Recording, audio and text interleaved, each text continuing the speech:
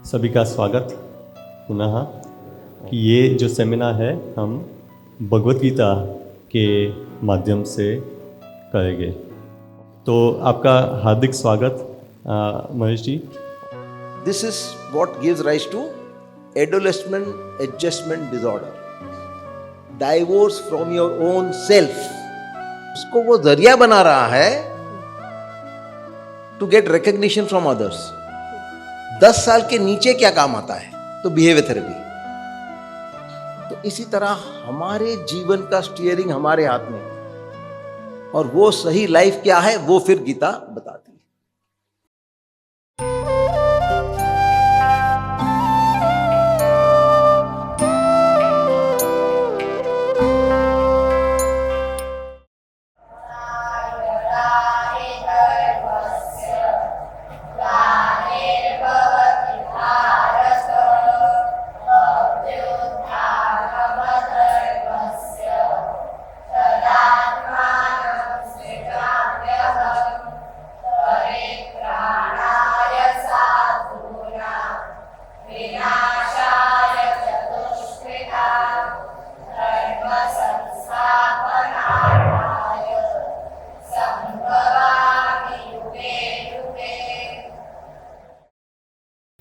सभी का स्वागत पुनः।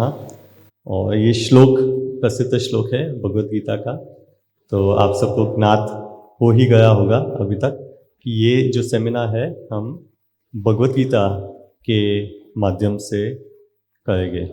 और हमारा सौभाग्य है कि हमारे बीच डॉक्टर महेश परीख जी आए हैं और एमडी है साइकेट्री में, साथ साथ उन्होंने पीएचडी भी किया है फिलॉसफी में। वो भी विशेष उनका उसमें विषय रहा है भगवत गीता। तो ये बहुत ही एक विशेष व्यक्ति है क्योंकि उन्होंने भगवत गीता जो हमारा प्राचीन ग्रंथ है, शास्त्र है, उसको लेकर आधुनिक भाषा में प्रस्तुत किया। तो साइकेट्री की लैंग्वेज में, साइकोलॉजी की लैंग्वेज मतलब मनोविज्ञान की भाषा में उन्होंने हमारे शास्त्र को लेकर उसको जनमानस तक पहुंचाया और कईयों को सहायता प्राप्त हुई है उनके द्वारा, उनके कार्य के द्वारा। उनकी पहले प्रैक्टिस मुंबई में थी और फिर वलसाड़ में भी, और अभी भी जो हमारा कैंपस पे आयुर्वेदिक केंद्र है पंचकर्म का पुनर्नवा, वहाँ डॉक्टर महेश परीख जी आते हैं प्रति सप्ताह और पेशेंट्स को मतलब मरीजों के साथ बातचीत संवाद होता है। शारदा बाबा के कई बच्चों को भी हम ले जाते हैं, हमें लगता है कि इनकी चंचलता ज़्यादा है। ऐसे कई अवस्थाएं हैं, कई स्थिति है, कई कंडीशंस माने कई ऐसे बीमारियां भी है जिनके बारे में अभी भी लोगों को पता नहीं है और इनके बारे में पता होना चाहिए। हम आधुनिक जीवन जी रहे हैं तो हमको पता होना चाहिए कि ये समस्या क्या है और इन समस्याओं का हल क्या है। समस्या अगर समझ में नहीं आएगी तो उसका हल भी समझ में नहीं आएगा ना। कई बार लोग आते हैं कि ये बच्चा चंचल है, ये बैठ नहीं पा रहा है, तो इसको कोई मंत्र दे दो, कोई ध्यान सिखा दो, लेकिन समस्या वो है ही नहीं ना, तो उससे तो होगा नहीं काम। तो उसके लिए हमें स्पेशलिस्ट चाहिए। तो इसीलिए हमने खुद अनुभव किया है कि डॉक्टर महेश परीख जी का कितना योगदान रहा है इस बच्चों की परवरिश में भी और सभी के मनोविकास में। तो आपका हार्दिक स्वागत महेश जी। और आज हम भगवत गीता को लेकर चर्चा करेंगे। यहाँ सब माता पिता आए हैं, हम हिंदी में ही करेंगे ताकि ज़्यादा से ज़्यादा लोग समझ पाए सरलता से। और मैं कुछ प्रश्न पहले पूछूंगा क्योंकि शायद माता पिता पूछने में शर्माए, लेकिन हमारा इनके साथ प्रतिदिन संवाद रहता है और ख़ास करके इनके बच्चों के साथ। तो हम देखते हैं सभी टीचर्स मिलके अपने अपने ऑब्जर्वेशंस जो भी देखते हैं हम उस पर विचार विमर्श करते हैं। तो जो हमने देखा है, पाया है, उसके बारे में ही हम बात करेंगे, लेकिन हम भगवत गीता की दृष्टिकोण से बात करेंगे कि ये जो समस्याएं हम देखते हैं कक्षा में, क्लासरूम्स में, घर में, उसका समाधान भगवत गीता के माध्यम से क्या हो सकता है। ना कि कोई पाश्चात्य हम परंपरा लेकर समाधान ढूंढे, लेकिन हमारी खुद की संस्कृति में जो समाधान है उससे ही हम पहले विचार विमर्श करते हैं। तो मैं हमेशा कहता हूँ कि बच्चे आते हैं स्कूल में 6 घंटा, कम से करीबन 6 घंटा रहते हैं स्कूल में, तो 3 गुना ज़्यादा घर पे होते हैं। तो ऐसा तो है नहीं कि माता पिता ने बच्चों को स्कूल में दे दिया तो हो गया काम, कि आपको सौंप दिया है, ऐसा कहते भी है कई लोग। तो आउटसोर्सिंग जो हम इंग्लिश में कहते हैं, ठीक है, हमको सौंप दिया है तो हम तो अपना कर्तव्य निभाएंगे और निभाते भी है, लेकिन इसका मतलब ये नहीं है कि माता पिता का कर्तव्य अभी समाप्त हो गया है या वो छूट गए उस कर्तव्य से। उनका भी उतना ही उत्तरदायित्व है, शायद ज़्यादा है, क्योंकि 3 गुना ज़्यादा है कम से कम। तो घर पे उन्हें क्या करना चाहिए, तो इस पे ही हम पहला प्रश्न, इस पे ही हम थोड़ा विश्लेषण करते हैं, और साथ साथ में हम यहाँ नोट्स भी लिखे गए, तो आप भी देख सकते हो, और घर जाते समय आपके भी मन में एक छाप रह जाएगी कि हमने क्या, क्योंकि मैंने विशेष देखा कि डॉक्टर परीख जी की जो स्पष्टता है मन की, वो देखने लायक है, क्योंकि इतनी मन की स्पष्टता और व्यक्त करने की स्पष्टता, तो वो स्पष्टता उनके वक्तव्य में भी आपको नज़र आएगी। तो मेरा पहला प्रश्न है कि जो हम प्रतिदिन जिससे जूझते हैं, तुलना करते हैं माता पिता बच्चों की एक दूसरे के साथ, कि उसका बच्चा ये कर रहा है तो मेरा बच्चा ये क्यों नहीं कर सकता। हालांकि हमारी शादा बाबा की जो फिलसफी है वो आप तो जानते ही हो कि बच्चे में जो भी क्षमता है, हर व्यक्ति, हर बच्चा विशेष है, भिन्न है, और उस विशेषता को हमें फलीभूत करना है, ना कि किसी की नकल करते हुए, किसी का गलत समझ बिना आचरण करते हुए उसके स्पर्धा में घुसना है। लेकिन अभी भी मुझे लगता है कि माता पिता पूर्ण रूप से ये समझ नहीं पा रहे हैं, क्योंकि अभी भी वो तुलना होती रहती है, और सिर्फ तुलना नहीं होती है, वो जो दबाव है बच्चों को भी महसूस होता है।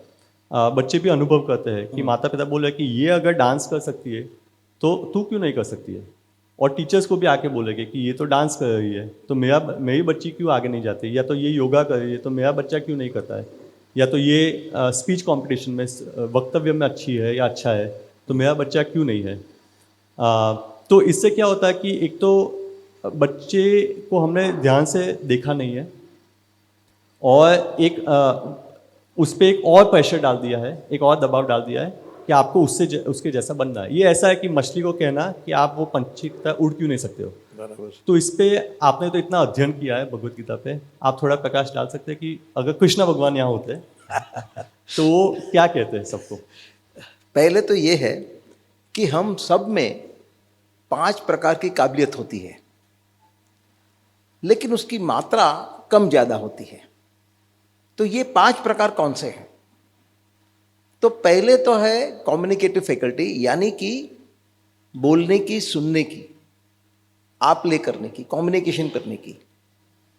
दूसरी है सेंशियंट फैकल्टी, यानी हम जो भावना महसूस करते हैं, वो जो सुख और दुख की हमें अनुभूति होती है, ये इसके जरिए होती है। तीसरी फैकल्टी है रिटेंटिव फैकल्टी, मानी हमारा जो स्मरण शक्ति है, मेमोरी है, हमारा जो पढ़ना है, लर्निंग है, वो इस पे आधारित है। चौथी है रैशनल फैकल्टी, मानी विचार शक्ति, इसके जरिए हम समझ सकते हैं और समझा सकते हैं। पांचवी है कोग्निटिव फैकल्टी, यानी क्रिया शक्ति। अब ये पांचों फैकल्टी सब में होती है, ऐसा नहीं कि एक में एक है, दूसरे में दूसरी है, तीसरे में तीसरी है, लेकिन जैसे मैंने आगे कहा उसकी मात्रा कम ज्यादा होती है। तो जब कम्युनिकेटिव फैकल्टी ज्यादा होती है तो व्यक्ति बोलने में वाचाल है, वो पढ़ सकता है ज्यादा, सुनने की शक्ति ज्यादा है, लिखने की शक्ति ज्यादा है, कम्युनिकेशन ज्यादा है, ये अच्छा पत्रकार बन सकता है, ये अच्छा वक्ता बन सकता है, ये अच्छा राइटर बन सकता है, ये उसकी काबिलियत है। दूसरा है जो हम फीलिंग महसूस करते हैं, सुख और दुख की, वो सेंशियंट फैकल्टी है। जिसकी फैकल्टी, ये फैकल्टी स्ट्रांग है, वो कला में माहिर होता है, music, dance, drama, painting, sculpture वगैरह वगैरह क्षेत्रों में। आर्टिस्ट है। तीसरी जो फैकल्टी मैंने कहा रिटेंटिव, उसमें जब उसकी शक्ति ज्यादा होती है तो पढ़ाई लिखे में अव्वल होता है, बहुत अच्छा पढ़ाई लिखाई कर सकता है। इसका मतलब ये नहीं कि आगे चल के वो ज्यादा सक्सेसफुल होने वाला है, नॉट नेसेसरी, लेकिन उसकी एकेडमिक ओरिएंटेशन ज्यादा है। पढ़ाई करने के बाद वो फिर टीचर भी बन जाएगा, क्योंकि उसी में उसकी रुचि है, जानकारी हासिल ज्यादा करने की इच्छा होती है उसको। जो विचार शक्ति जिसकी पावरफुल है वो अच्छा साइंटिस्ट बनेगा, वैज्ञानिक बनेगा, अच्छा रिसर्चर बनेगा, अच्छा कंसल्टेंट बनेगा, क्योंकि उसको they want to know the how and why of everything. ये कैसे है, ये क्यों हुआ, ये ऐसा क्यों नहीं चल रहा है, ये कैसे हो सकता है, वो विचार शक्ति। और जो क्रिया शक्ति है, कॉग्निटिव फैकल्टी, वो व्यक्ति ज्यादा क्रियाशील रहता है। उसकी फेवरेट हॉबीज क्या रहती है, स्पोर्ट्स रहती है, ट्रैवलिंग रहती है, तो उसमें उसको रुचि रहती है। अब क्या आप मुझे ये कह पाएंगे कि इसमें से कौन सी बढ़िया है, कौन सी घटिया है, कौन सी अच्छी है, कौन सी अच्छी नहीं है, कौन सी जरूरी है, कौन सी बिन जरूरी है? सभी जरूरी है, लेकिन हमारा बायस रहता है, नहीं ये बढ़िया है, ये तुच्छ है। वो बायस किस आधार पे है? हमें क्या जचता है। तो हम बच्चों को अपने जैसा ही बनाना चाहते हैं, जो हमारे बस में ही नहीं है। क्यों? क्योंकि बालक अपनी ही काबिलियत लेके आया है। जैसे समझो कि आपने कोई बीज बोया है और उसको पानी नहीं पिलाया, तो क्या होगा? वो बीज मुरझा जाएगा, कुछ खिलेगा नहीं। लेकिन वह बीज ही नहीं है और आप पानी पिलाते रहे तो क्या होगा? कुछ उगने वाला नहीं है। मानी उगने के लिए दोनों चीजों की जरूरत है, बीज का होना, पानी पाना। Parenting is only watering. मानी मां बाप के रूप में आपका कर्तव्य क्या है? पानी पिलाना, ताकि उसमें जो काबिलियत है वो उग निकले। लेकिन आप उसको आप चाहते हो वैसा बनाना चाहते हो, जो तुम्हारे हाथ में ही नहीं है। जैसे आप अगर कोई पौधा को पानी पिला रहे हो और उम्मीद करते हो कि उसमें से मुझे गुलाब का फूल मिलेगा, लेकिन गुलाब का नहीं मिला, मोगरा मिला, तो आप नासीपास हो जाते हैं, अरे ये क्या? क्यों? क्योंकि आपकी नजर में गुलाब बढ़िया है, मोगरा घटिया है। अगर आप दोनों को बराबर समझते तो आप मायूस ना होते, ये भी ठीक है, ये भी ठीक है। तो बच्चों को कुदरत ने हमें सौंपा है पानी पिलाने के लिए। उसको हम चाहते हैं ऐसा बनाना तो तुम्हारे बस में ही नहीं है। ये तो ऐसे हुआ कि जैसे अगर कोई फूल है, उसको खिलाने के लिए तो उसकी पंखुड़ियां तोड़ मरोड़ के खोलते हो, तो वो फूल मुरझा जाएगा। उसको अपने आप से खिलने दो। वो खिलेगा कब? जब आप उसको जो पोषण चाहिए वो देंगे तो वो खिलेगा। लेकिन वो क्या खिल के क्या बनेगा, ये तुम्हारे बस में नहीं है। तो कंपैरिजन क्यों होता है? क्योंकि जैसा हम चाहते थे वो बालक बना, मेरा बालक नहीं बना। इसलिए हम उसको अपने बालक को नीचा समझते हैं और उसको प्रेरित करके कि उसके जैसे बनो, जो उसके बस में ही नहीं है। जो कुदरत ने काबिलियत उसको दी है वही तो वो बाहर निकाल पाएगा। हम क्या सोचते हैं कि हम कड़ी मेहनत करें तो हम जो चाहते हैं वो बन सकते हैं। तुम कड़ी मेहनत नहीं करते हो। कड़ी मेहनत जरूरी है, लेकिन उसकी दिशा भी सही होनी चाहिए ना। आप गलत दिशा में कड़ी मेहनत करोगे तो फल आने वाला नहीं है। तो जो कुदरत ने बनाया हुआ है वो जैसा है वैसा स्वीकारो, तो आप दुखी नहीं होंगे और बच्चों को दुखी नहीं करेंगे। बॉटम लाइन, जो भी कुदरत ने बनाया हुआ है वो सही ही है। All is well and wisely put. उसमें हमें इधर उधर करने की जरूरत नहीं है। हम अपनी शक्ति और समय बर्बाद कर रहे हैं और बच्चों को भी नुकसान पहुंचा रहे हैं। तो ये अगर हम समझ में रखें और बालक को जैसा है वैसे स्वीकार करें, तो हम उससे दुखी होने वाले नहीं हैं। बिल्कुल। और ये तो मुझे तो ऐसा ही लगता है कि बालक के लिए घोर अन्याय है, और जो प्रभु ने हमें दिया है एक बीज और जिसकी देखभाल करनी है, वो ना करते हुए हम अपना ही एक एजेंडा, मतलब अपनी एक विचारधारा उस पर थोप रहे हैं। तो ये तो प्रकृति के लिए भी बहुत बड़ा अन्याय है।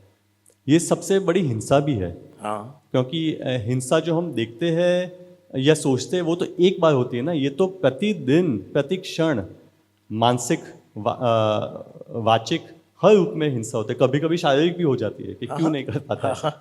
हिंसा मानी कुदरत का नियमों का पालन नहीं करना, ये हिंसा हुई। तो क्योंकि हम भगवत गीता पे आधार पे ये जो सब विचार है ये आपको महर्षि जी की पुस्तक में भी मिलेंगे, जो अंग्रेजी में है और गुजराती में भी है। लेकिन हम भगवत गीता की ओर जाए तो उसमें जो स्थिति थी अर्जुन की, वो ऐसी ही कुछ थी। क्योंकि एक तो प्रैक्टिकल लेसन था, बहुत प्रायोगिक था कि रणभूमि के बीच में तो निपुणता तो थी एक स्किल में, लेकिन जो धार्मिक संस्कार चाहिए कि जीवन की परिस्थितियों का सामना कैसे करना है, वो शायद उस समय के गुरुजन उसको नहीं दे पाए थे जब तक कृष्ण भगवान उसके गुरु नहीं बने तब तक।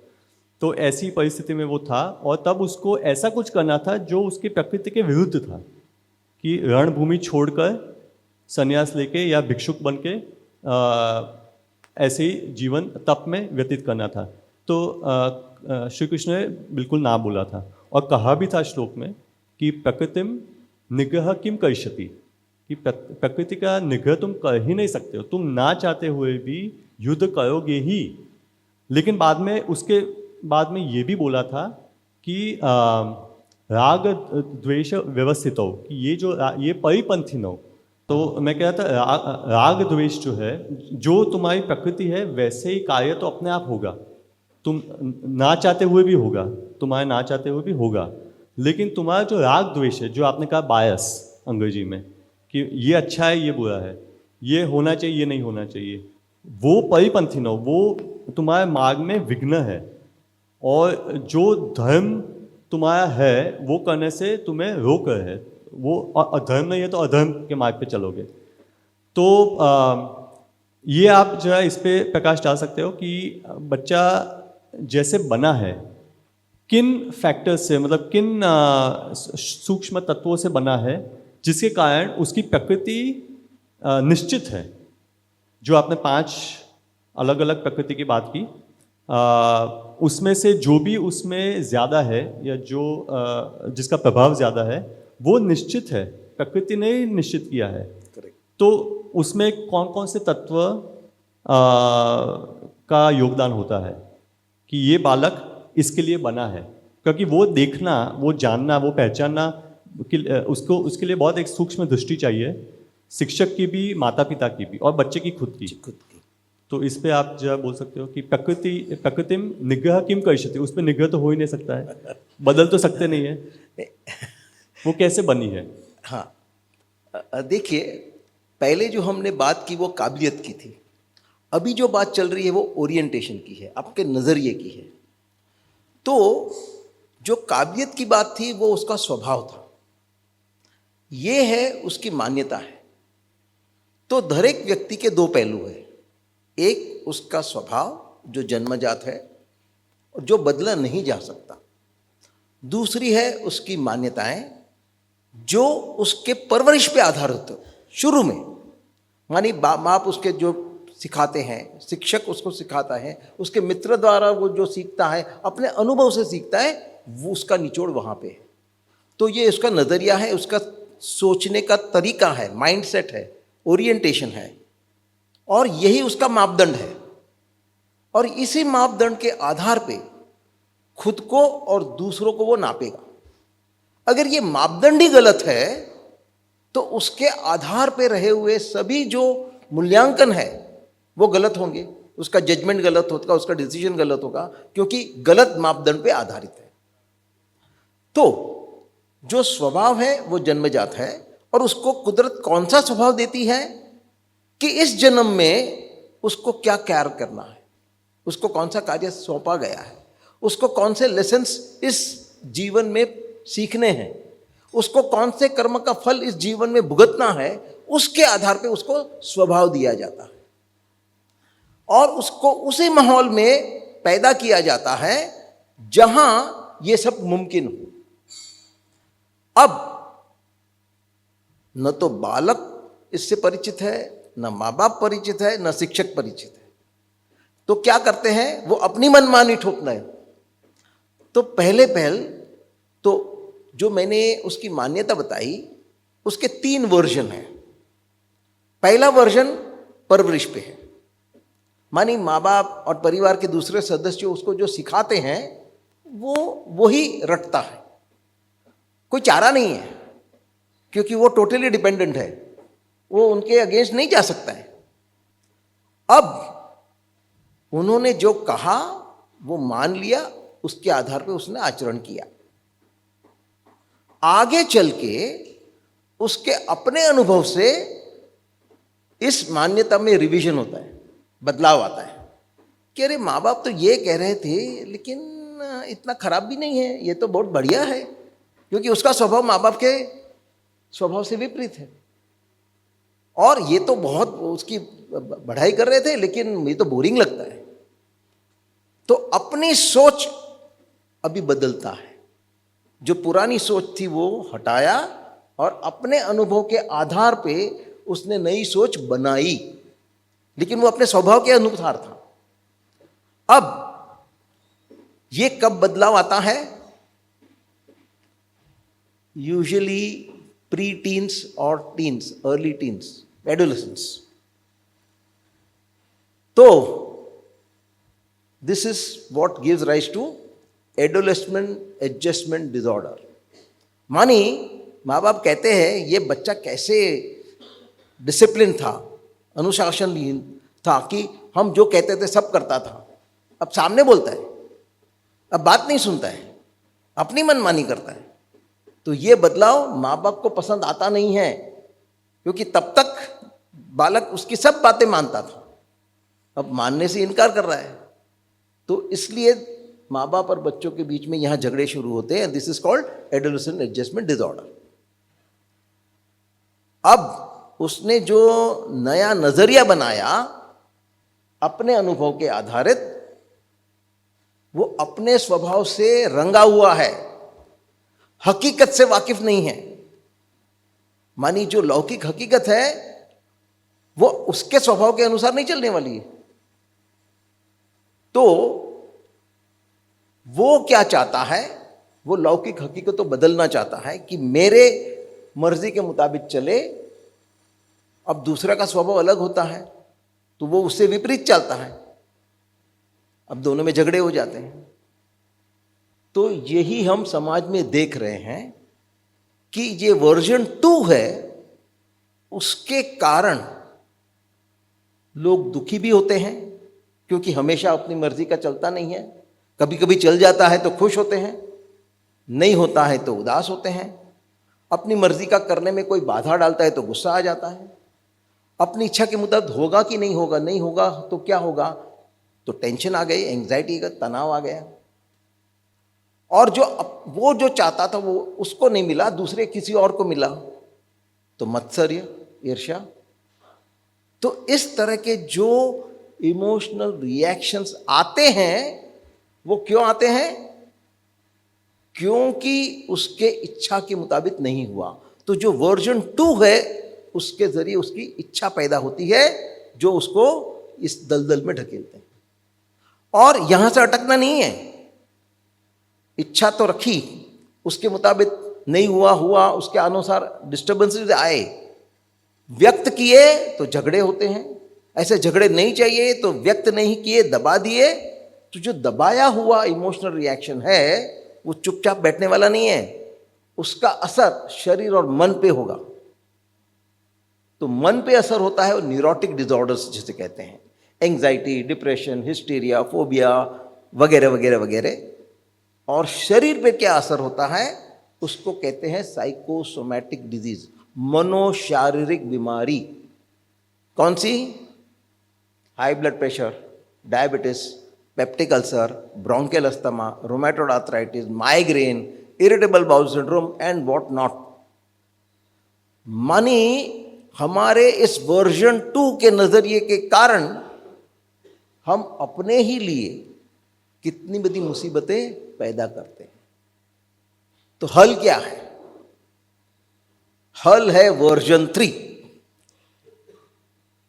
कि तुम अपना नजरिया छोड़ो, हकीकत की दुनिया में आओ। और हकीकत यह है कि हमेशा सब कुछ तुम्हारे स्वभाव के मुताबिक होने वाला नहीं है। यह आपका स्वभाव है, यह परिस्थिति है। अगर परिस्थिति आपके स्वभाव के मुताबिक है तो सुख की अनुभूति होती है, लेकिन हमेशा परिस्थिति ऐसी रहेगी, बदलती रहेगी, कभी अनुकूल कभी प्रतिकूल। तो प्रतिकूल परिस्थिति आई तो असुख की, दुख की अनुभूति होती है। और हम सब क्या चाहते हैं? सुख मिले, दुख ना मिले। अब क्या होगा? हमारी इच्छा के मुताबिक ये चलने वाला है, इसलिए हम फिर दुखी होते हैं। और उस दुखी होने के कारण हमारी कार्य क्षमता कम हो जाती है, दूसरों के साथ हमारे झगड़े होते हैं, और इस झगड़े को हटाने के लिए हम जो सप्रेशन करते हैं, दमन करते हैं, उसके कारण साइकोसोमैटिक डिजीज होती है। तो हमारा ही नुकसान होता है। तो करना क्या है? तो ये जो हमारा नजरिया है उसको बदलना है। और बदल के कहां लाना है? वर्जन 3। तो वर्जन 3 क्या है? Realistic belief. हकीकत क्या है उसको स्वीकारो और दुनिया को अपने नजरिए में बैठाने की कोशिश मत करो। हम हमेशा दूसरों को अपने तरीके का बनाना चाहते हैं, वो पति पत्नी हो या माँ बाप हो या बच्चे हो, हम हमेशा यही समझते हैं कि हम सही है, बाकी को हमारे जैसा बन जाना चाहिए, जो मुमकिन नहीं है। तो किसी ने कहा है, you cannot be happy when you are married. मानी जब आप परिणित हो तो आप सुखी नहीं रह सकते, अनलेस यू आर डाइवोर्स्ड, सिवाय कि तुम्हारा डाइवोर्स हुआ हो। Divorce from your own self. पति पत्नी से डाइवोर्स नहीं, डाइवोर्स किस में? तो अपने स्वभाव और नजरिए में। बात समझ में आई? समझो, I'll keep this little away. Yeah. ये एक व्यक्ति का स्वभाव है और दूसरी का व्यक्ति का स्वभाव ऐसा है। अब पहले व्यक्ति ने अपने स्वभाव के आधारित अपना नजरिया बना लिया है कि ये सही है, ये गलत है। उसी तरह दूसरी व्यक्ति ने अपना नजरिया बना लिया अपने स्वभाव के आधार पे। इस नजरिए से ये सही है, ये गलत है, इस नजरिए से ये सही है, ये गलत है। अब क्या होता है? Tug of war. हम दूसरों को बदलना चाहते हैं, ये इसको ऐसा बनाना चाहता है, ये इसको ऐसा बनाना चाहता है, जो नेवर एंडिंग है। क्यों? क्योंकि दोनों ही स्वभाव जन्मजात है, बदले नहीं जा सकते। तो ये जो डाइवोर्स की बात चल रही है वो ये डाइवोर्स की नहीं, divorce yourself from yourself, divorce yourself from yourself. अपने नजरिए को बदलो जो अपने स्वभाव के इर्द गिर्द आपने पैदा किया था, और हकीकत की दुनिया में आओ। ये न्यूट्रल पॉइंट ऑफ व्यू से ये भी सही है, ये भी सही है, फिर झगड़ा किधर है? और फिर इसके बाद जब दोनों व्यक्ति अपने अपने स्वभाव पे नियंत्रण करें, तो गैप नैरो हो सकता है। मतलब हम सभी लोग अपने स्वभाव के गुलाम हैं। जैसे समझो कोई घुड़सवारी कर रहा है, तो वो घोड़े की लगाम पकड़े रखेगा या खुला छोड़ देगा? पकड़ के रखेगा। अब दोनों में से आसान क्या है और मुश्किल क्या है? पकड़ के रखना आसान है या खुला छोड़ना आसान है? खुला छोड़ना आसान है, पकड़ना जोर लगाना पड़ता है। सही क्या है, उचित क्या है? तो उसको पकड़ के रखे। मानी मुश्किल होते हुए भी सही और जरूरी है कि हम उसको पकड़े रखें। उस लगाम को नहीं पकड़ के रखेंगे तो क्या होगा? घोड़ा बेकाबू हो जाएगा, हम गिर सकते हैं, चोट लग सकती है, और गिरते वक्त अगर हमारा पैर उसके जिन में फंस गया तो घोड़ा हमें घसीट के लेके जाएगा। तो इसी तरह हमारा स्वभाव भी घोड़े की तरह है। उसको नियंत्रण में रखना आसान नहीं है, मुश्किल है, लेकिन जरूरी है। क्यों? क्योंकि अगर अपने स्वभाव को आप नियंत्रण में नहीं रखते हो तो आप अपने स्वभाव के नियंत्रण में आ जाओगे, आप स्वभाव के गुलाम बन जाओगे, आप स्वभाव के पीछे घसीटे जाओगे। और गीता का कहना है हमें स्वभाव का गुलाम नहीं बनना है, उसका स्वामी बनना है। ये जो नियंत्रण है स्वभाव का, वो भी दो प्रकार का है। एक है सप्रेशन, दूसरा है सब्लिमेशन। सप्रेशन मानी क्या? कि फर्ज करो मेरे हाथ में एक इंस्ट्रूमेंट है, ये अंदरूनी हिस्सा है, ये बाहरी हिस्सा है। अब मैंने सिर्फ उसका बाहरी हिस्सा घुमा दिया तो भीतर तनाव होगा, और जैसे ही मैंने इस पे पकड़ छोड़ दी वो अपने मूल स्थान पे वापस आ जाएगा।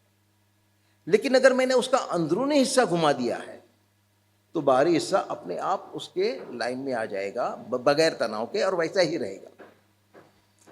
तो वैसे ही हमारे ये दो पहलू है। अंदरूनी हिस्सा हमारी समझदारी, अंडरस्टैंडिंग, बाहरी हिस्सा हमारा बर्ताव, बिहेवियर। अगर हम सिर्फ बर्ताव बदलते हैं, समझदारी नहीं बदलते हैं, तो वो दमन हुआ, सप्रेशन हुआ, वो काफी खतरनाक है।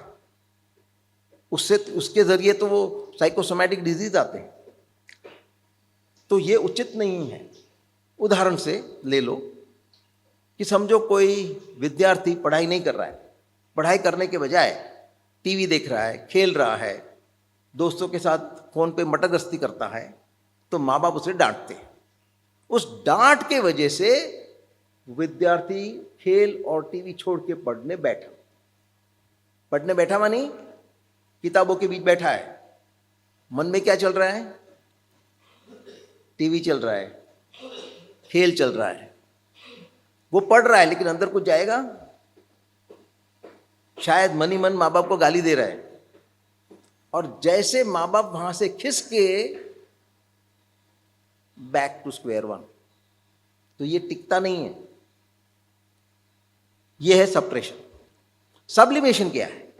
कि वही विद्यार्थी अगर अपनी सोच बदले, वो अपने आप से कहे कि मुझे पढ़ाई करने अच्छा नहीं लगता है, टीवी देखना बहुत अच्छा लगता है, खेलना बहुत अच्छा लगता है, लेकिन मेरे लिए पढ़ाई करना जरूरी है। अभी उसकी सोच बदली तो उसका बर्ताव बदलेगा। वो अपने आप पढ़ने बैठेगा, माँ बाप को डांटना भी नहीं पड़ेगा। उसको पसंद नहीं है, वो अपने आप पे जबरदस्ती कर रहा है, अपने स्वभाव पे नियंत्रण कर रहा है। लेकिन अब की बार मन में कोई तनाव नहीं है, वो बराबर कंसंट्रेशन कर पाता है उसकी पढ़ाई में, और माँ बाप वहां है या नहीं है, उसकी पढ़ाई जारी रहती है। तो सब्लिमेशन मानी समझदारी पूर्वक स्वभाव पे नियंत्रण। तो बगैर समझदारी का जो नियंत्रण करते हैं, और ज्यादा लोग यही करते हैं, इसलिए इतनी सारी मनोशारीरिक बीमारी होती है। तो नियंत्रण जरूरी है, लेकिन सप्रेशन से नहीं। सप्रेशन खतरनाक है। जैसे फर्ज करो प्रेशर कुकर है, उसमें काफी भाप हुई, वो हमें मालूम कैसे पड़ता है? सीटी बजती है। अब वो सीटी बहुत कर्कश है, इसलिए हम उस भाप को बाहर आकर निकलने नहीं देते, तो क्या होगा, फटेगा। तो इसी तरफ जब यहां काफी भाप होती है, हम उबाला निकाल देते हैं, दिल हल्का हो जाता है, लेकिन आगे कहा ऐसे उससे झगड़े होंगे। झगड़े नहीं चाहिए तो हम दबा देते हैं, सप्रेस करते हैं, दमन करते हैं, तो क्या होगा, तो फटता है। किस तरह, वो मनोशारीरिक बीमारी। तो आपको क्या चाहिए, झगड़े चाहिए या बीमारियां चाहिए? दोनों में से एक भी नहीं चाहिए तो क्या करना है?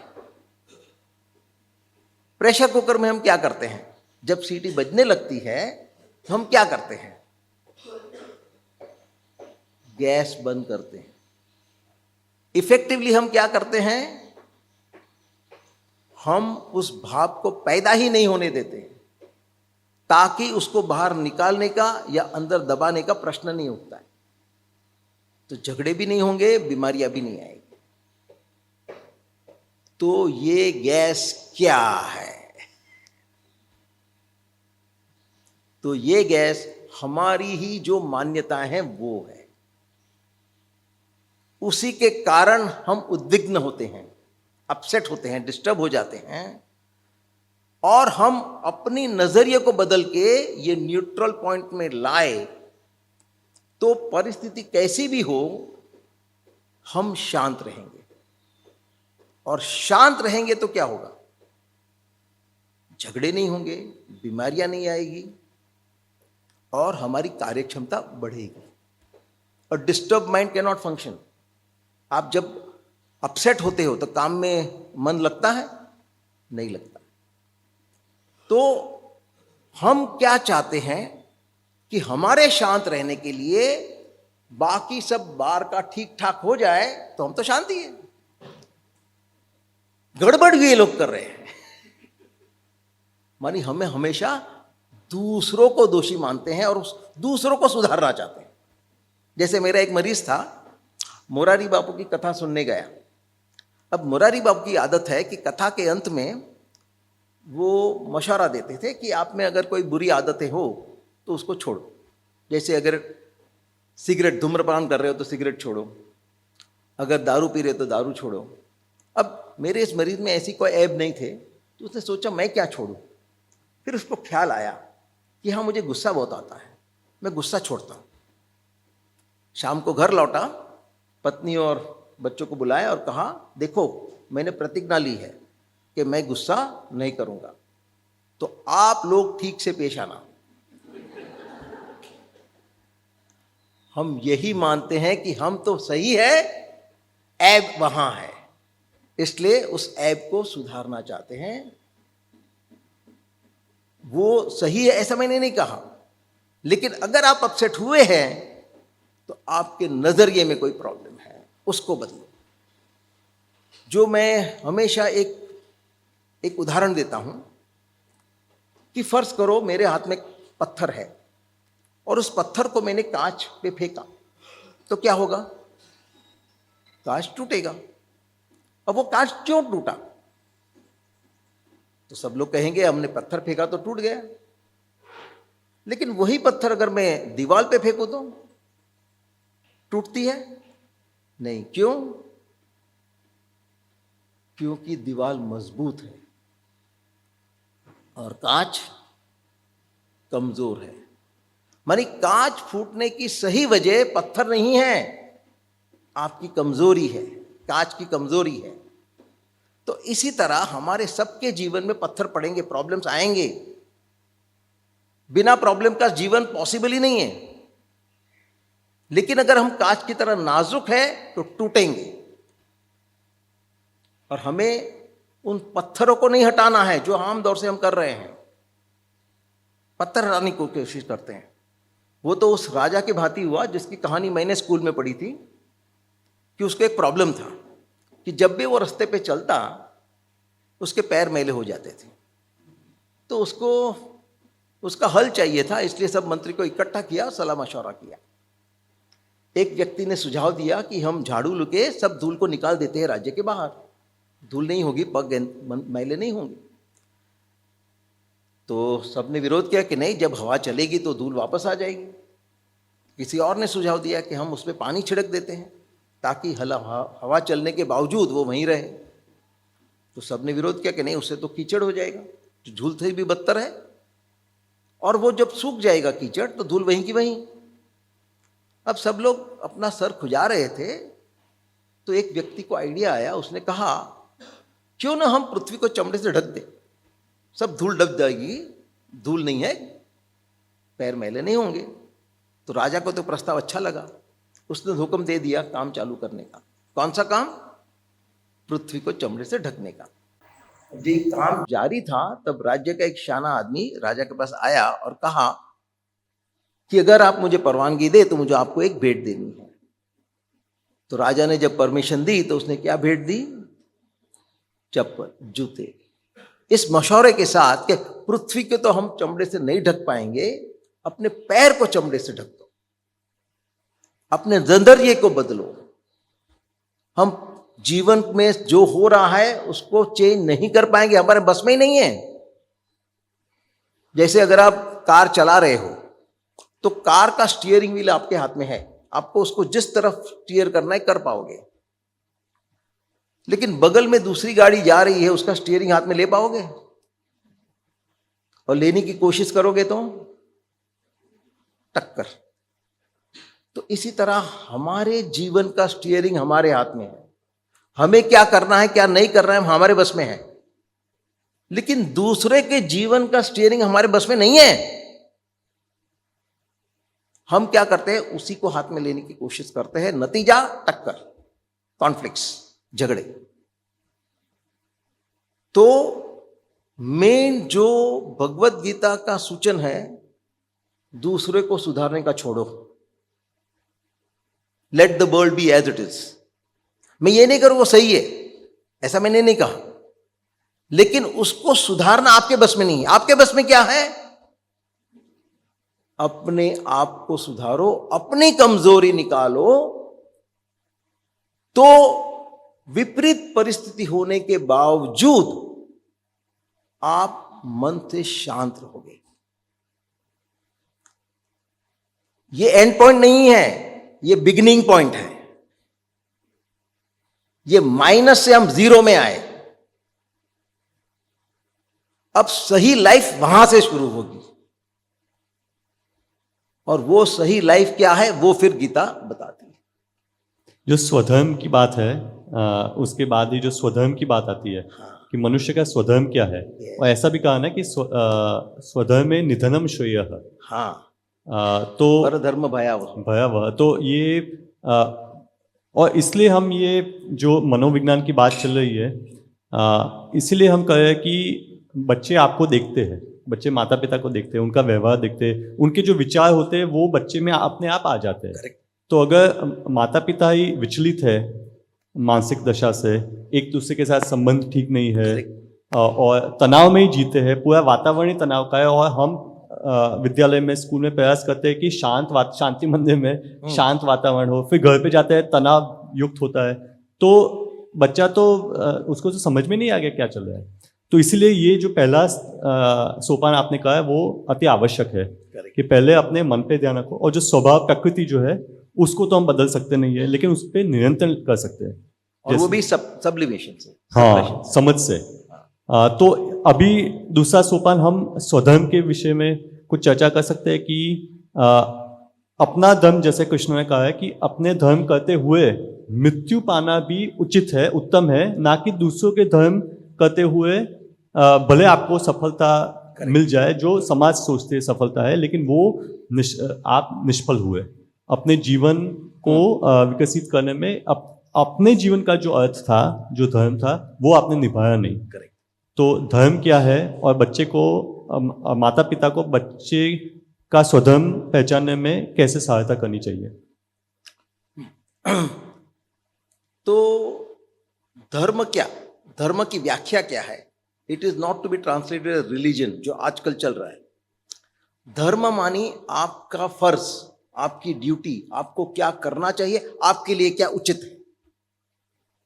जैसे हमारे शरीर में अनेक प्रकार के कोश है, सेल्स है, ब्रेन के हैं, हार्ट के हैं, त्वचा के हैं, हड्डी के हैं, मांस के हैं, सभी सेल्स का अलग अलग काम है। तो उनका जो काम जो सौंपा गया है वो उसका धर्म। मानी बोन का सेल मसल का काम नहीं करेगी, या हार्ट का सेल ब्रेन का काम नहीं करेगी। तो जैसे हमारे शरीर में अनेक कोश है और वो अपना अपना स्वधर्म बजाते हैं तो शरीर टिकता है, वैसे ही नियति ने सबको अपने अपने नियत कर्म दिए हैं और सब अपना कर्म करे तो ये समाज टिकेगा। तो ये जो स्वधर्म है, जो नियति ने, जो प्रकृति ने हमें जो सौंपा है कार्य, वो है और वो हमें समझना है और उसको बजाना है। हम अपनी मनमानी नहीं कर सकते हैं, वो करने जाते हैं तो स्वधर्म नहीं बजाते। हमको कुछ और उचित लगा, हमको जो काम सौंपा गया वो अच्छा नहीं लगा और दूसरे को कॉपी करने गए तो वो गलत है, चाहे तुम उसमें कितने भी प्रॉस्परस ना हो। क्योंकि ये कुदरत के प्लान के मुताबिक नहीं था। आपका प्लान हटाओ, जो मैंने बोला ना ग्राउंड जीरो, मानी आपका प्लान हटाया, अब आप काबिल हुए, लायक हुए कुदरत का प्लान रिसीव करने के लिए। तब तक आप अपनी मनमानी करते थे। तो ये मन शांत हुआ तो मालूम पड़ेगा कि आपको क्या सौंपा गया है। आपका जो जीवन में काम है वो न तो आपको तय करना है, न आपके माँ बाप को तय करना है, न अपना मित्र को तय करना है। कुदरत ने ऑलरेडी तय किया हुआ है। जैसे स्कूल में हर विद्यार्थी आता है, किस काम से आता है? पढ़ाई करने के लिए। वो पढ़ाई का सिलेबस किसने बनाया? जो स्कूल है, कॉलेज है, उसकी अथॉरिटी ने बनाया। अब वो सिलेबस किसी विद्यार्थी को भाता नहीं है, क्या मैं ये नहीं पढ़ूंगा, और वो अपनी मनमानी करता है, तो सही किया। तो उसको भले ही यह पसंद ना हो, क्योंकि ये कुदरत ने तय किया है, इसलिए उसको करना है। हम अपनी मनमानी से उसमें फेरबदल करते हैं, बदलाव लाते हैं, ज्यादा करते हैं, कम करते हैं या उलट करते हैं। वो गलत है, वो परधर्म हुआ। तो स्वधर्म मानी कुदरत ने आपको दिया हुआ काम करना, ये स्वधर्म हो। ये पहचानने के लिए पहले तो अपने मन को शांत करना है। और शांत कैसे हो? जब तुम अपनी सोच बदलो, अपनी मनमानी छोड़ो और कुदरत की शरण में जाओ, उसको समर्पण करो, उसका किया हुआ करो, कहा हुआ करो, दूसरों का या अपना मनमानी नहीं। जैसे अगर समझो कोई ऑर्केस्ट्रा है और आप उसमें एक वाजिंत्र बजा रहे, तो उस वाजिंत्र पे आप ट्यून कौन सा बजाओगे? जो कंडक्टर है वो कहता है कि अपनी मनमानी करते रहोगे, या आपके आसपास इर्द गिर्द जो दूसरे म्यूजिशियन है वो जो आपको फरमाइश करते हैं वो बजाओगे? नहीं, जो कंडक्टर ने कहा वो। तो जो कंडक्टर कहता है उसमें अपनी मर्जी छोड़ो। बहुत मुश्किल काम है, क्योंकि अब तक अपनी मर्जी के मुताबिक ही हम जीते आए हैं और वही सही है ऐसे मानते भी आए हैं। उसका नतीजा भुगते भी रहे। उससे अगर बचना है तो भीतर की आवाज सुनो, योर इनर वॉइस। उस आवाज को सुनने के लिए तुम्हें तुम्हारा जो अटेंशन बाहर है उसको खींच के अंदर करना है। वो कब होगा? जब आप बाहर की परिस्थिति जैसी है वैसी स्वीकार करेंगे, हाँ उसमें आपको जो काम सौंपा गया है उस परिस्थिति में बजाने के लिए वो जरूर करो, निष्क्रिय नहीं होना है। लेकिन क्या करना है, you don't have the right to decide, वो ऑलरेडी तय है। स्टूडेंट का कोई राइट नहीं है सिलेबस बनाने का, उसको आता ही नहीं है और फिर भी बना रहा है, तो नतीजा क्या होगा? तो हम सब इस विश्व में स्टूडेंट हैं, हम अपने सीखने के लिए आए हैं, लेकिन हम अपने आप को मास्टर समझ बैठे हैं और न केवल अपना सिलेबस बनाते हैं, अपना सिलेबस दूसरों पे थोपने की कोशिश करते हैं। और हर एक व्यक्ति को अपना सिलेबस दूसरों पे थोपना चाहता है, इसलिए झगड़े होते हैं। ये सभी गलत है। जैसे समझो कि सभी विद्यार्थी ने तय किया कि आज हम बंक मारेंगे, तो सबने बंक मार लिया। अब क्या करें? तो कोई कहता है हम पिकनिक पे चले, कोई कहता है नहीं हम पिक्चर देखने चले, कोई कहता है नहीं हम स्विमिंग करने चले, कोई कहता है नहीं हम रेस्टोरेंट में चले। इसमें से कौन सा सही है? सही क्या है? क्लासरूम में वापस जाओ। लेकिन हम तो यहां सभी रॉन्ग में से राइट ढूंढने की कोशिश कर रहे हैं। इसमें राइट है ही नहीं। राइट तुम्हारे भीतर है, वही तुम्हारा क्लासरूम है, वही तुम्हारा शिक्षक है, उससे पढ़ाई करो। अगर हम अभी इस सब बंक मारे हुए विद्यार्थी में एक विद्यार्थी कहता है मैं एक स्कूल में वापस जाता हूं, तो बाकी विद्यार्थी उसको क्या कहेंगे?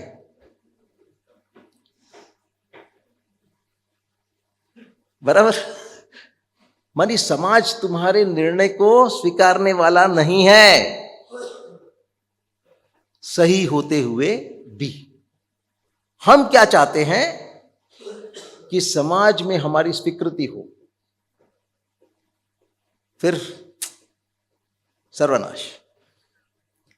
नहीं, आपने जो ये कहा कि सीखना, हम यहाँ आए हैं कुछ सीखने के लिए, और एक जो सफलता की व्याख्या हम मन में लेकर चलते हैं कि समाज की स्वीकृति या समाज के दृष्टिकोण में जो सफलता है उसी को हम सफलता मानते हैं, उसके कारण ही तनाव पैदा होता है। करेक्ट। माँ बाप के मन में भी और बच्चे के मन में भी। और अभी क्या हो गया है कि हम शादी विवाह में तो ये परिवर्तन कर रहे हैं कि बच्चे एग्जाम पे या होमवर्क पे सिर्फ अपना फोकस ना करें, क्योंकि क्या होता है, नहीं तो परीक्षा के माध्यम से ही अपना एक आंकलन होता है कि मैं पास हुआ ना पास हुआ, मैं अच्छा हूँ, मैं पढ़ाई में अच्छा नहीं हूँ। लेकिन ये कोई मापदंड नहीं है। सीखने आए हैं तो ये एक अनुभव है जिससे आप सीखो और अगली बार कुछ और अच्छा करो। करेक्ट। तो ये जो गीता में भी है ना, कर्मसु कौशलम, कि कर्म में कुशलता पानी है, ना कि फल की इच्छा करते हुए फिर निराश हो जाना है कि माँ फलेषु कदाचन। तो इसमें भी आप जो अपना व्याख्यान दे सकते हैं कि हम तो अपनी ओर से करते हैं, लेकिन घर में भी ये दबाव ना आए कि इस एग्जाम में इतने मार्क्स क्यों आए, उस पर ध्यान दो।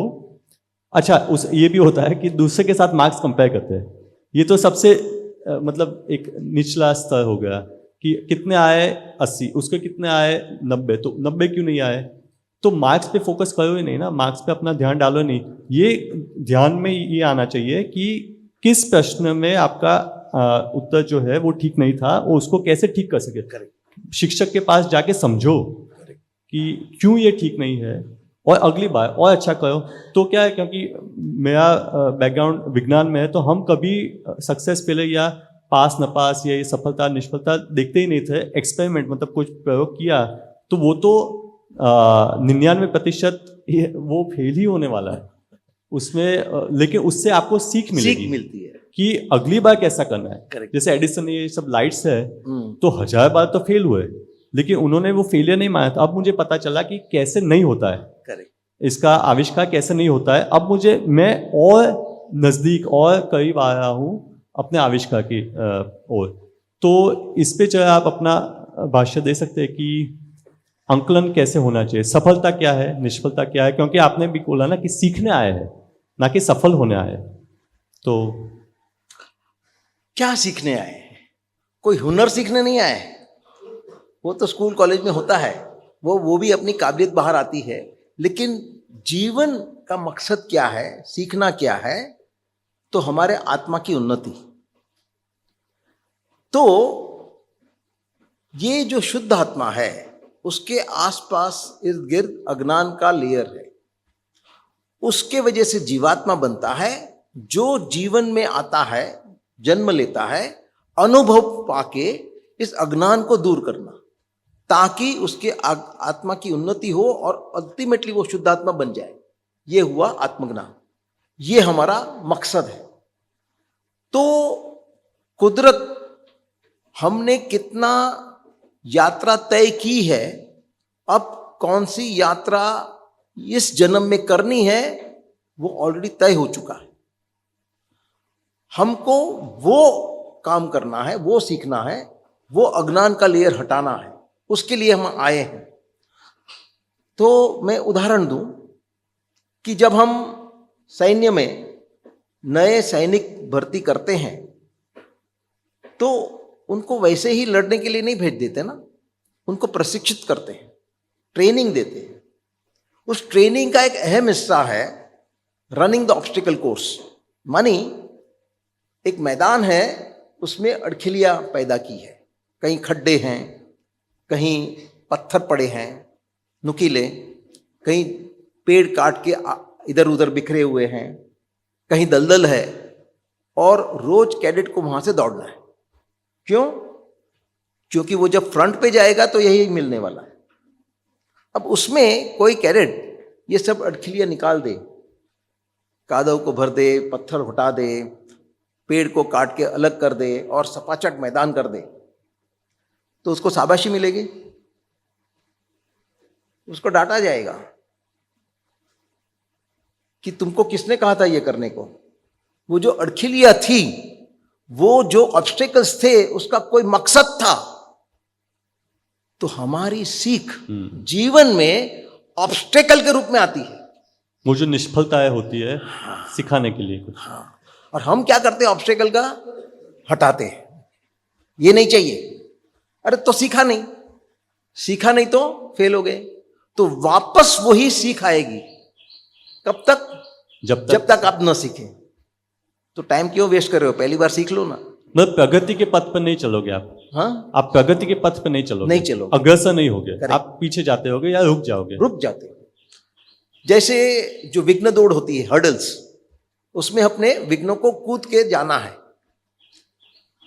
अब हम क्या करते हैं? उस विघ्न का, उसको पकड़ के हटा देते हैं, या उसके नीचे से निकल जाते हैं, या बाजू में से सरक जाते हैं। तो क्या हुआ? सीखा नहीं। सही क्या था? उसके ऊपर से कूद जाना। अब फॉल स्टार्ट हो गया, go back to the starting line.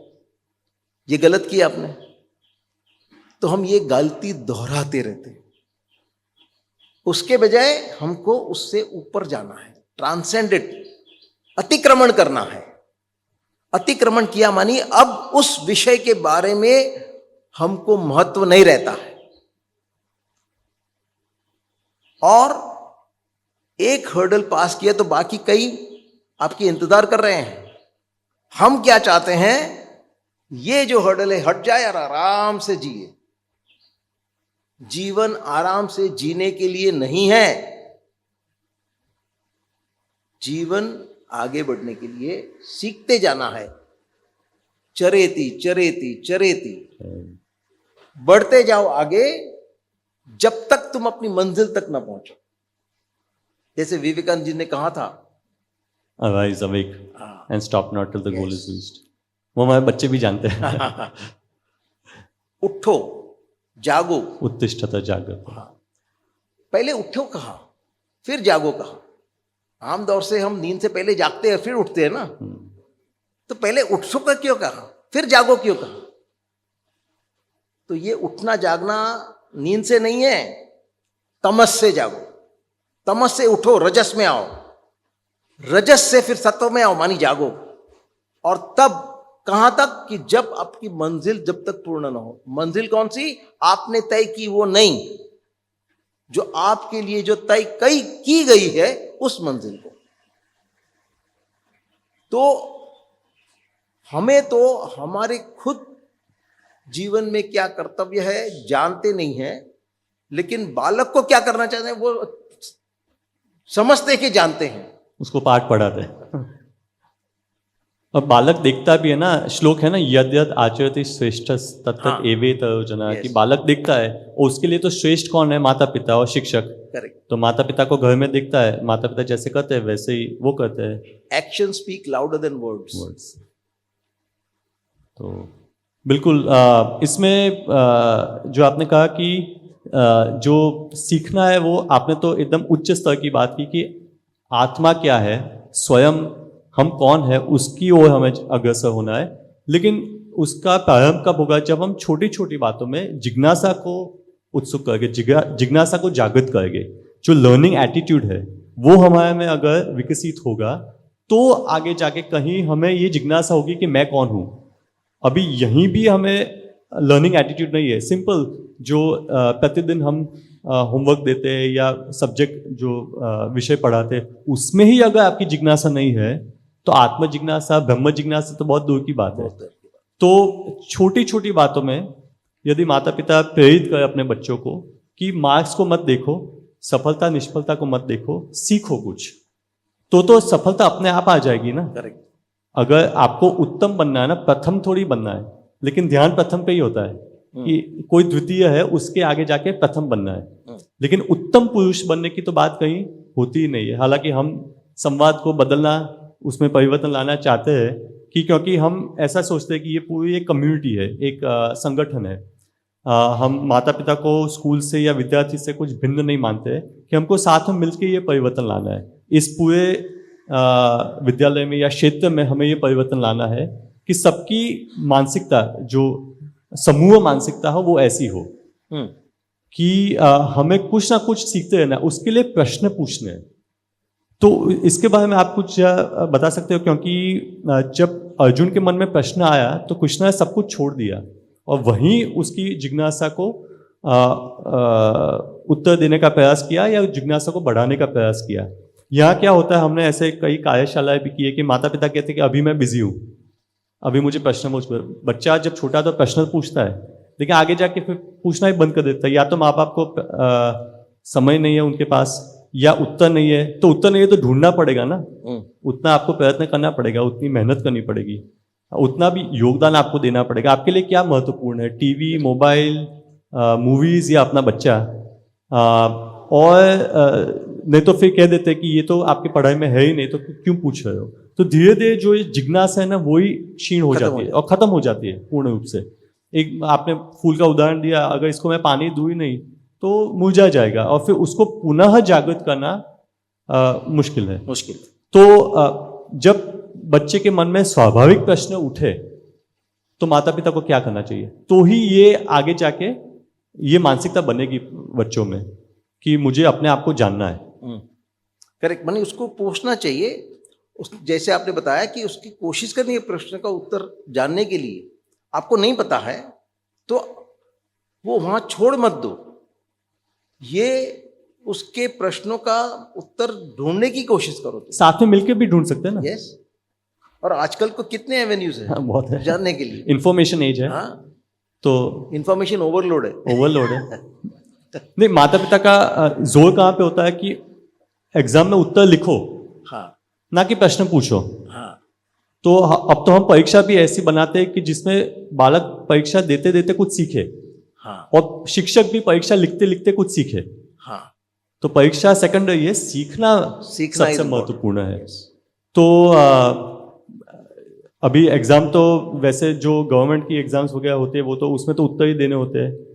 तो जो चिंतक होते हैं, विचारक होते हैं, फिलोसोफर्स, जो आपने तो फिलोसफी में भी किया है, तो ऐसे लोग भारत में अब कम है कि जो कुछ उच्च कोटि के विचार रख सके। उधार के विचार नहीं, स्वयं के विचार दे सके। इस पे आप जो बता सकते हो कि ओरिजिनलिटी जो होती है कि स्वयं की क्रियात्मक कलात्मक जो शक्ति है उसको जागृत करना अंदर से, कि जो अंदर चिदाकाश है उसमें से विचार उठे, ना कि उधर का कोई विचार कहीं टीवी से देख लिया, कहीं सुन लिया, पढ़ लिया और उसको ही रट्टा मार के फिर एग्जाम में बोल दिया और भाषण में भी बोल दिया। माने you are a second hand thinker. Second, कुछ मनन किया नहीं है उस पर, मनन नहीं है, चिंतन नहीं है। तो माता पिता क्या क्या कर सकते हैं बच्चे के लिए? हमें और चिंतक चाहिए यहाँ। हाँ, ये मनन, कंटेम्पलेशन बहुत अहम है, क्योंकि जब तक हम मनन नहीं करते हैं, हमारी इस सोच में, हमारे विचार में बदलाव आने वाला नहीं है। जैसे हम कुछ जानते हैं, फिर हम उसको स्वीकार करें ना करें, किसके आधार पे? जो हमारी मान्यता है उसके आधार पे हम स्वीकृति और रिजेक्शन करते हैं। वो जो पहले आपने कहा, पहले बताया, राग द्वेष, बराबर। अब हमको जो ये नया मिला वो हमने जाना, समझा, अब उस पे हमें आचरण भी करना है। लेकिन आचरण के पहले तुमने अगर उसको आत्मसात नहीं किया है, इम्बाइब नहीं किया है, तो वो आपके जीवन का हिस्सा नहीं बनता। तो ये आत्मसात करना कब होगा? कि जब जो आपने सीखा उस पे तुम मनन करो। मनन करते समय हम क्या करते हैं? तो हमारे जो सोचने का तरीका है, जो सोचने का सेटअप है, उसको रीअरेंज करते हैं, उसमें फेरबदल लाते हैं, तो उघाड़ होता है, इंसाइट आता है। लेकिन वो कोई करना नहीं चाहता है। हाँ, क्यों? क्योंकि हमने ऐसे क्रिया को प्रोत्साहित ही नहीं किया है। जरूरी है, अगर तुम प्रोत्साहित नहीं करते हो तो उसकी जिज्ञासा ही मर जाती है। उसमें कष्ट होता है ना। हम क्या कहते हैं, इसने बनाया है, बस उसको वापरो,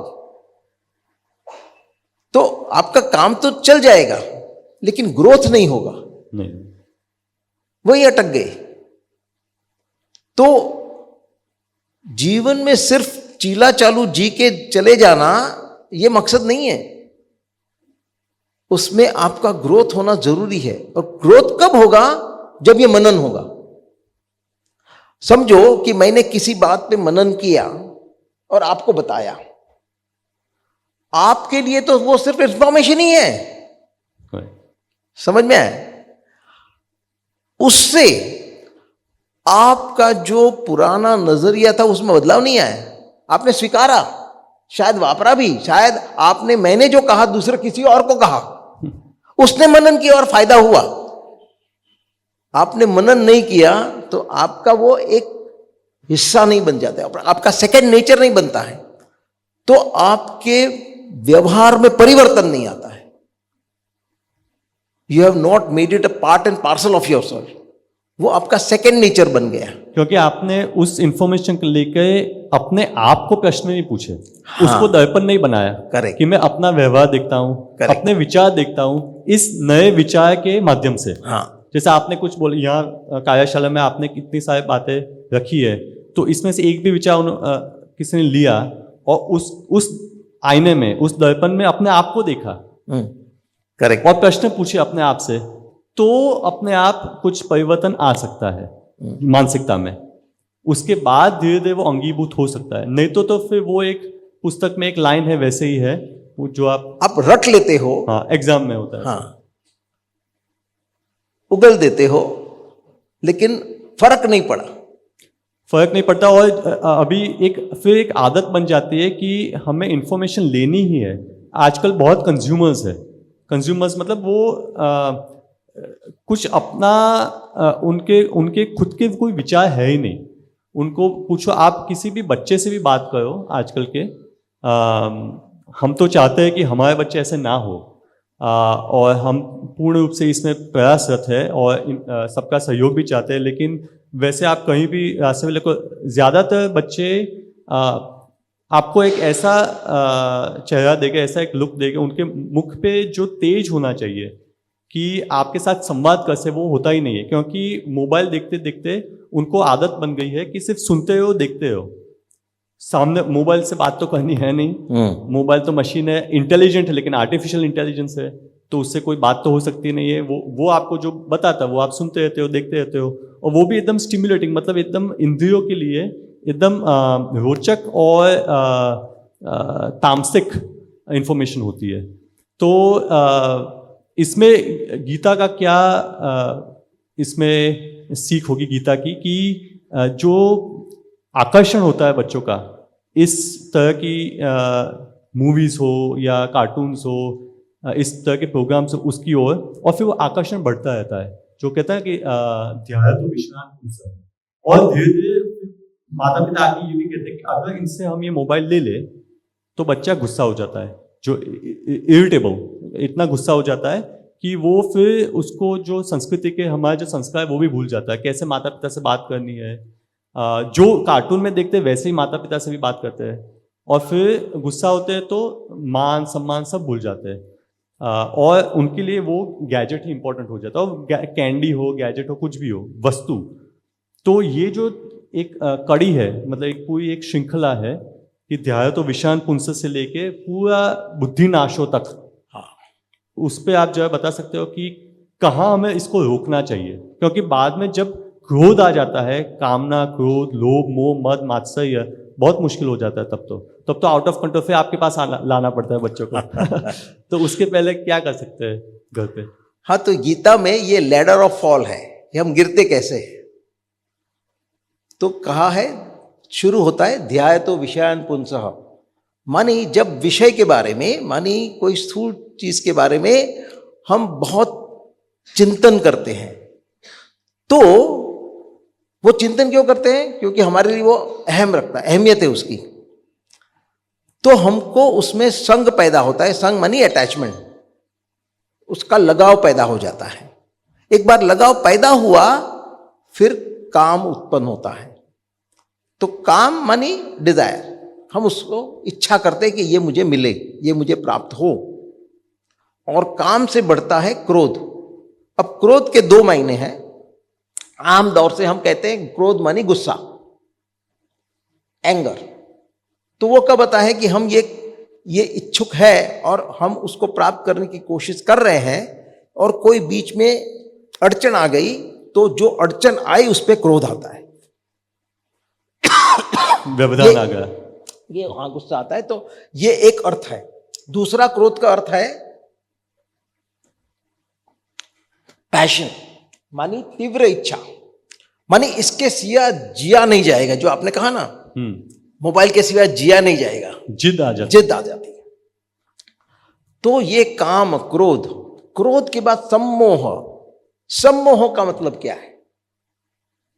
डिल्यूजन। डिल्यूजन मानी फॉल्स बिलीफ, गलत फहमी कि जीवन यही है, इसके अलावा, इसके बगैर मैं जी नहीं सकता हूं। होता है ऐसा। हाँ, बच्चों जो को मोबाइल का एडिक्शन हो जाता है, एडिक्शन, हाँ, वो यही तो जीवन है। तो सम्मोह हो गया। सम्मोह हुआ मानी जिस कार्य के लिए हम आए थे, जो मैंने आगे बताया था, उसको भूल जाते हैं। तो कार्य क्या था? हमारे आत्मा की उन्नति का। तो वो तो विस्मृति हो गई, स्मृति नहीं रही। तो स्मृति नाश, और स्मृति नाश बुद्धि नाश। बुद्धि नाश मानी विवेक बुद्धि का नाश होना, मानी क्या हमारे लिए उचित है और क्या अनुचित है। किसके लिए उचित अनुचित? हमारे इस आंतर यात्रा के लिए क्या उचित है, उसको स्वीकार करो। हमारे मनोरंजन के लिए क्या उचित है, जो हमको आगे बढ़ने नहीं देगा, तो उसको नकारो। यह है विवेक बुद्धि। तो विवेक बुद्धि गई तो प्रणश्यति, you are destroy, you are lost. तो I would add to that, यहां तो सब इजीली पहुंच जाते हैं, उसको रिवर्स कैसे करना? वही ना, विद्या। तो विद्या और अविद्या क्या है? विद्या मानी वो ज्ञान, वो माहिती, वो इंफॉर्मेशन जो हमें आत्मा की उन्नति की राह दिखाती है, वो विद्या है। और अविद्या क्या है? बाकी सब माहिती वो अविद्या है। इसके अलावा और ईशावास्य उपनिषद में कहा है कि अविद्यायाम मृत्यु तीर्थवा विद्यायाम अमृतम अश्नुते, मानी अविद्या जरूरी है जीवन में। किसके लिए? हमारे जीने के लिए। ये साइंस जरूरी है, साइंस अविद्या है लेकिन जरूरी है कि उसी के जरिए तो हम जीवित रह सकते हैं। तो अगर हमको साधना करके हमारे आत्मज्ञान तक पहुंचना है तो पहले जीवित तो रहना पड़ेगा ना। तो जीवित रहने के लिए अविद्या का उपयोग करना है और फिर उस अमृत तत्व को पाने के लिए विद्या का उपयोग करना है। और आगे उसी ईशावास्य उपनिषद में कहा है कि जो अविद्या के साथ जुड़े हुए हैं वो अंधकार में है और जो विद्या के साथ जुड़े हुए हैं वो घोर अंधकार में। ऐसा क्यों कहा? तो कहना का मतलब इधर ये था कि जब आप इस विद्या का उपयोग जिसके लिए करना चाहिए था नहीं करते हो, तो अब तुम्हारा इंटेलिजेंस मोबाइल में नहीं है, टीवी में नहीं है, विद्या में है। उसका उपयोग तो किया नहीं, लेकिन वही चर्चा it's intellectual delight, intellectual gymnastics. आपने उसका इस्तेमाल नहीं किया। यह बताने के लिए एंथनी डिमेलो ने एक छोटी सी कहानी कही कि एक व्यक्ति, गांव का व्यक्ति हिमालय जाके आया और सब लोगों को बताया कि क्या अद्भुत नजारा है वहां। तो सबने बोला कि हम भी जा सकते हैं। तो कहा जरूर, क्यों नहीं। तो कहा हमें जरा रास्ता बताइए। तो उसने मैप बनाया कि यहां से तुम इधर जाओ, फिर यहां से वहां जाओ, वहां से वहां जाओ, वहां से यहां जाओ, यहां पहुंच जाओगे।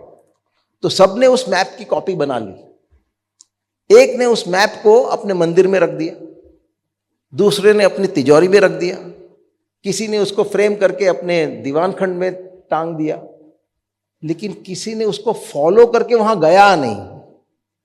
क्या उपयोग? क्या उपयोग? और एंथनी डिमेलो ये कहता है it gives them a false sense of achievement, कि हमने पा लिया।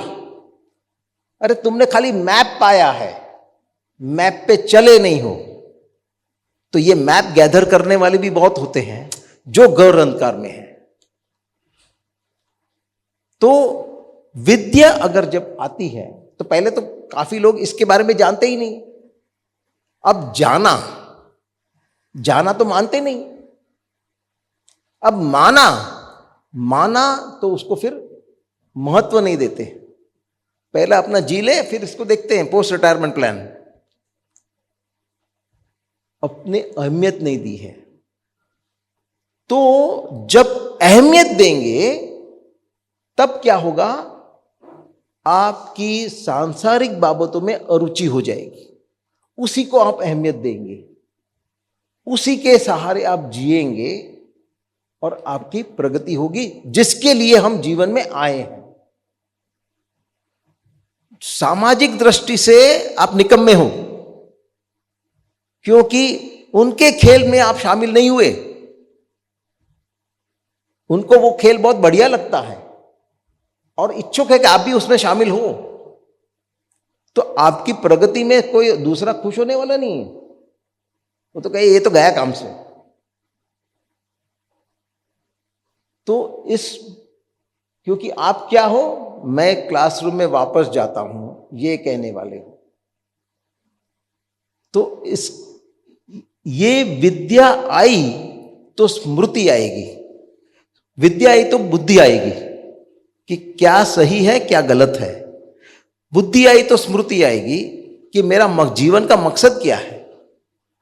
स्मृति आएगी तो असंग आएगा, इच्छा छूट जाएगी। तो this is reversing the entire process with the help of विद्या। और हमने जहाँ से प्रारंभ किया था कि जो स्पर्धा होती है बच्चों के बीच में, माता पिता करते भी है बच्चों के बीच में, उसका ये तोड़ है।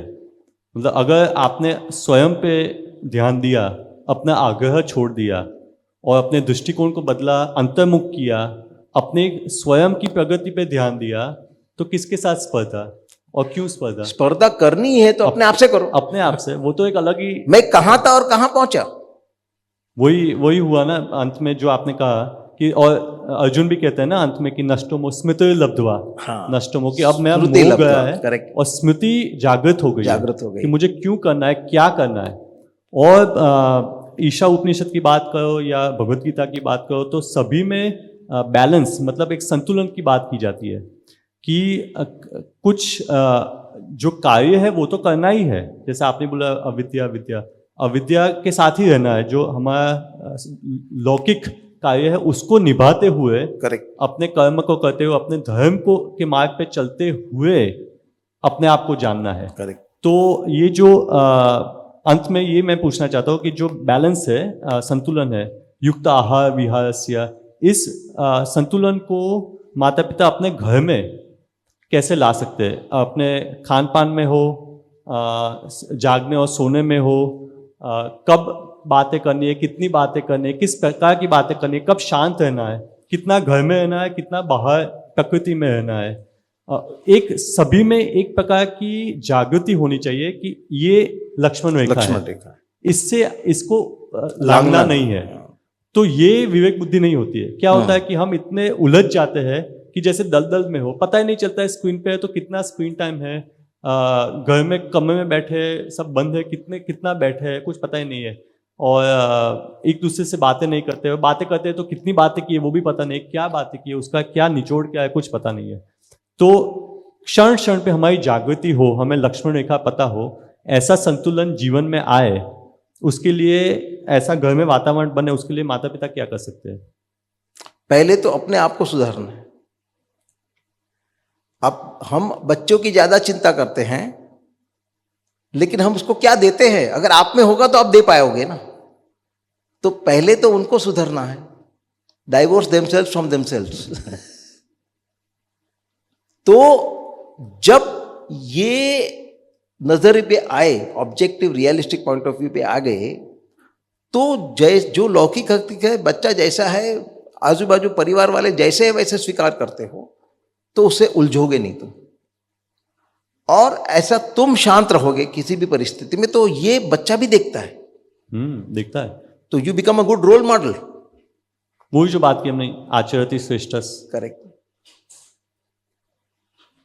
फिर उस दरेक व्यक्ति के 4 कर्तव्य है: नित्य कर्म, नियत कर्म, नैमित्तिक कर्म और साधना। तो हम अपने नित्य, नियत, नैमित्तिक और साधना पे टिके रहे तो हम दूसरों के लिए आदर्श बनेंगे। नित्य कर्म मानी हमको जीवित रहना है, तो हमें उचित आहार करना है। हमें कुछ भाता है लेकिन हमारे सेहत के लिए अच्छा नहीं है तो छोड़ो, उतना कंट्रोल करो। ये उचित आहार मानी चटपटा नहीं खाना है, वो मन भावन है लेकिन सेहत के नुकसान कारक है तो छोड़ना है। अगर आप छोड़ेंगे तो बच्चे छोड़ेंगे। दूसरा कि रोज व्यायाम करना जरूरी है इसको टिकाने के लिए। भाता नहीं है, जबरदस्ती करो, कंट्रोल करो विथ सब्लिमेशन। सप्रेशन तो करोगे तो कोई भी बहाना काम आएगा। आज बारिश ज्यादा है, कि आज गर्मी ज्यादा है, या ठंड ज्यादा है, टाल देंगे। तो पहले अपने नित्य कर्म करके अपने सेहत का ख्याल रखो। नियत करके जो समाज का आपका जो योगदान है वो दो। नैमित्तिक कर्म मानी आपके जीवन में आपके पूर्व कर्म के अनुसार जो सुख दुख आएंगे उसको स्वीकार करो।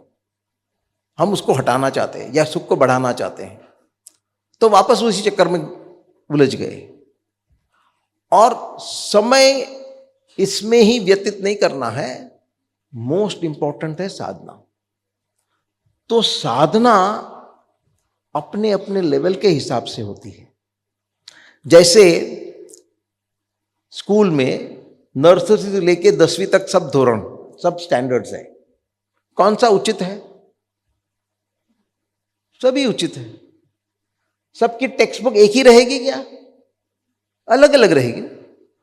तो आप अगले जन्मों में कितना यात्रा करके आए हो, उसके मुताबिक आपको भीतर से प्रेरणा हो।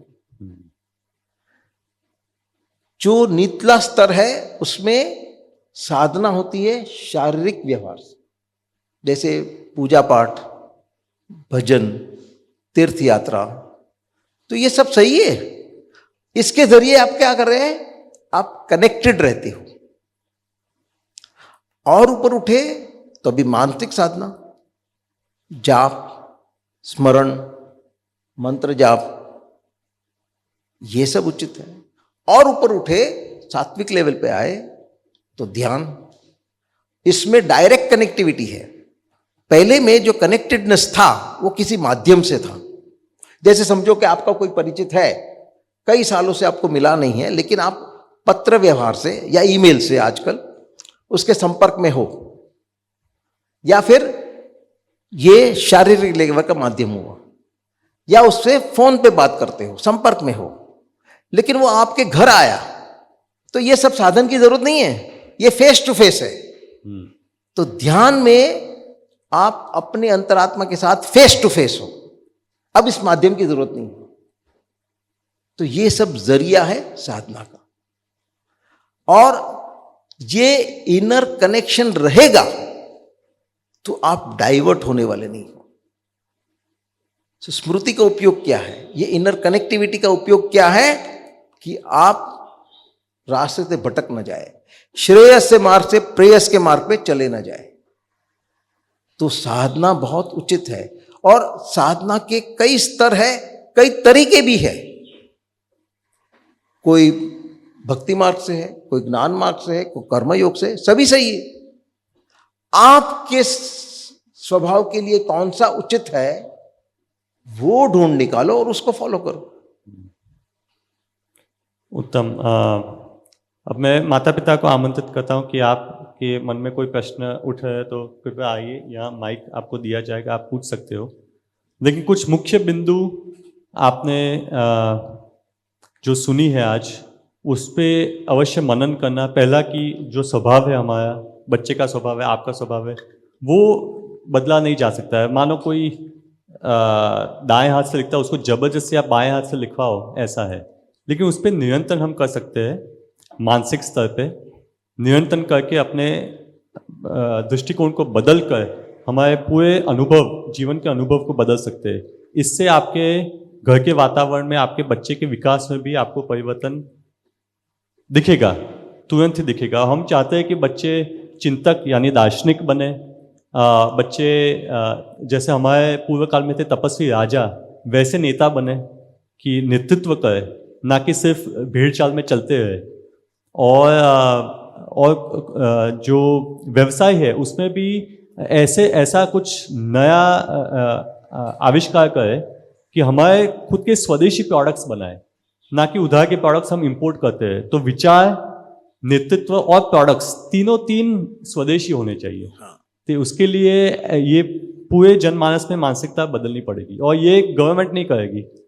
गवर्नमेंट जो कर सकती है वो तो कर रही है, लेकिन हमें ही, जो कहते हैं ग्रास रूट्स, हमें ही आम आदमी को ही करना पड़ेगा, सबको साथ में मिलके। तो कृपया आइए और प्रश्न पूछिए, अभी आपका समय है पूछने का। हाँ, यहाँ आके पूछिए। तो मेरा प्रश्न ये है, चलो माता पिता जैसे तुलना नहीं करते हैं बच्चे की, आप जैसे हो आप वैसे ही ठीक हो, लेकिन कभी कभी बच्चा खुद अपनी तुलना किसी दूसरे बच्चे से करने लगता है।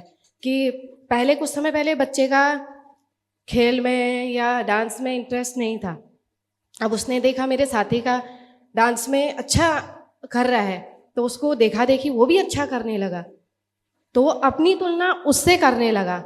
और हम माता पिता ये बोलते हैं आप जैसे हो आप वैसे ही अच्छे हो, आप अपनी तुलना दूसरे से मत करो। लेकिन जब ये भाव बच्चे के मन में बैठ जाता है, वो अपने आप को उसकी तुलना में हीन समझने लगता है।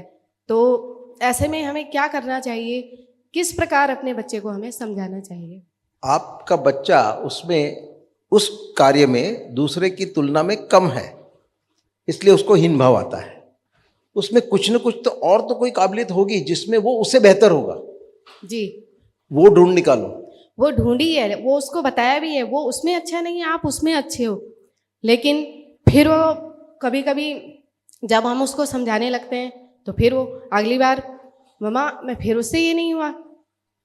तो हम किस तरीके से उसको मतलब ऐसा समझाएं कि उसके दिमाग से ये तुलना वाला, आप जैसे हो आप वैसे ही अच्छे हो, आपके अंदर भी उसके जैसे नहीं लेकिन उससे भी और अलग, क्योंकि हर कोई व्यक्ति एक जैसा नहीं होता, हर किसी की Correct. अलग अलग विशेषताएं होती हैं। Correct. कोई खेल में अच्छा है, कोई पढ़ाई में अच्छा है, कोई किसी में अच्छा है। तो हम बच्चे को किस तरह से ये समझाएं कि उसकी जो उसने अपने दिमाग में ये हीन भावना बैठा दी है वो दूर हो सके। करेक्ट। और वो देखना नहीं चाहता है कि दूसरे किसी कार्य में वो उससे बेहतर है। ये कब होता है? जब बच्चे का स्वभाव ही सबमिसिव होता है। माने 3 प्रकार के स्वभाव होते हैं, एग्रेसिव, असर्टिव, सबमिसिव।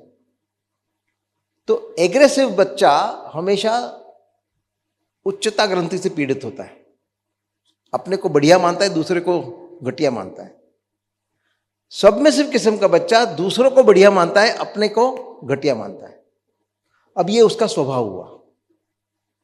ये स्वभाव बुरा ऐसा नहीं है, उसकी भी जरूरत है जीवन में। और हमको चाहिए कि अपना स्वभाव नियंत्रण में रख के परिस्थिति के अनुसार जो बर्ताव करना चाहिए वो करना होगा।